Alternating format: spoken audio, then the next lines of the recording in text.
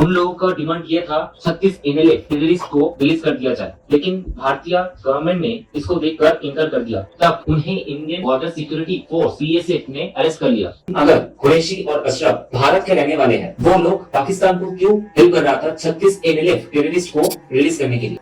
30 जनवरी 1971 में एक Indian airline की डोमेस्टिक फ्लाइट फोकर F-27 जिसका नाम था गंगा, जो श्रीनगर एयरपोर्ट से जम्मू सतवारी एयरपोर्ट जा रही थी। उस फ्लाइट में 29 पैसेंजर और 3 क्रू मेंबर मौजूद था।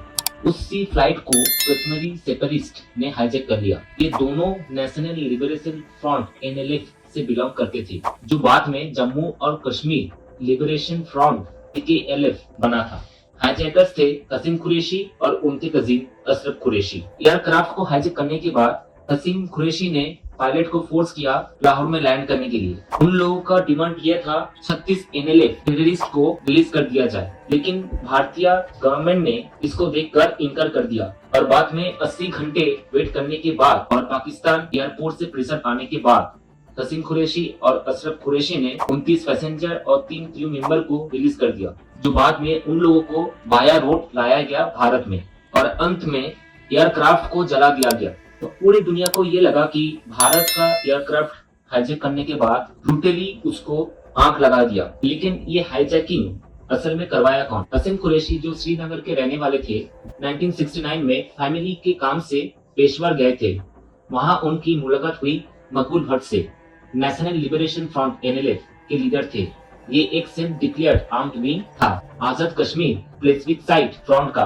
कुरैशी को NLF ज्वाइन करने के लिए मना लिया गया और उन्होंने रावलपिंडी में आइडियोलॉजिकल ट्रेनिंग और गुरिल्ला टैक्टिक्स की ट्रेनिंग दी गई। दुनिया का ध्यान कश्मीर इंडिपेंडेंस मूवमेंट की तरफ खींच के ले गई। NLF ने प्लान बनाया कि एक एयरलाइन हाईजैक किया जाए, जैसे कि डॉसन्स फील्ड हाईजैकिंग में पैलेस्टीन मिलिटेंट ने किया था। कसीम कुरैशी को उनके कजिन अशरफ कुरैशी के साथ ये हाईजैक एग्जीक्यूट करने के लिए ऑर्डर दिया गया। एक farmer Pakistan air force pilot Jamshed Manto ने हसीम को इस मिशन के लिए ट्रेनिंग किया। लेकिन जब कुरैशी आर्म्स और इक्विप के साथ कश्मीर इंडिया वापस आ रहे थे, तब उन्हें Indian border security force BSF ने अरेस्ट कर लिया। उन्होंने अपनी रिलीज निगोशिएट करने के लिए बोला कि BSF की मदद करेंगे दूसरे कंस्पिरेटर्स को ढूंढने में, जो एलिजिटली इंडियन टेरिटरी में हैं। इसके लिए उन्होंने BSF में एक पोस्ट भी मांग की ताकि वो हेल्प कर सके। मकबूल भट्ट ने हाईजैकिंग के लिए रिप्लेसमेंट इक्विपमेंट भेजा, लेकिन वो एक डबल एजेंट के साथ लाया गया, जिसे बाद में इंडियन अथॉरिटीज को दे दिया गया। फिर भी कुरैशी और ब्रदर्स ने गिव अप नहीं किया।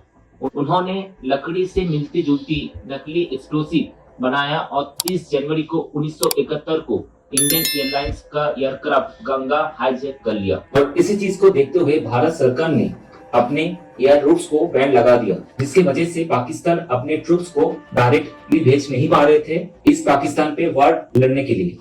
लेकिन अगर कुरैशी और अशरफ भारत के रहने वाले हैं, वो लोग पाकिस्तान को क्यों हेल्प कर रहा था 36 NLF टेररिस्ट को रिलीज करने के लिए? इसमें ट्विस्ट है। बाद में पाकिस्तान इन्वेस्टिगेशन करते हुए पाए कि ये 2 टेररिस्ट असल में एक भारत का नागरिक था जो रॉ में प्रेजेंट था। लेकिन भारत के रॉ ने इसके जवाब ये देते हुए बोला कि ये जरा से एक झूठ है कि जो आप लोगों के सामने हुआ वही है। लेकिन इसी हाईजैकिंग की वजह से एयर रूट्स पे बैन लगने के लिए पाकिस्तान इजीली भेज नहीं पा रहा था अपने ट्रूप्स इस पाकिस्तान पे, और बाद में इस पाकिस्तान कन्वर्ट हुआ बांग्लादेश में। वैसे आप लोगों को क्या लगता है, ये हाईजैकिंग किसने करवाया? इंडिया के रॉ एजेंट्स ने या पाकिस्तान के ISI ने?